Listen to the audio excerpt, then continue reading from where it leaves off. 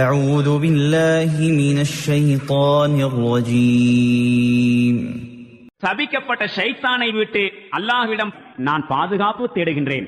ولقد صرفنا في هذا القرآن للناس من كل مثل وكان الإنسان أكثر شيء جدلا.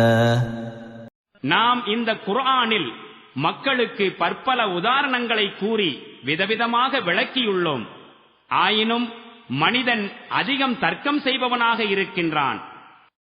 وما منع الناس أن يؤمنوا إذ جاءهم الهدى ويستغفروا ربهم إلا أن تأتيهم سنة الأولين أو يأتيهم العذاب قبلا. மனிதர்களிடம் வழிகாட்டுதல் வந்தபோது அதனை ஏற்றுக்கொள்வதிலிருந்தும் தம்முடைய இறைவனிடம் பாவ மன்னிப்பு கோருவதிலிருந்தும் அவர்களை தடுத்தது எது?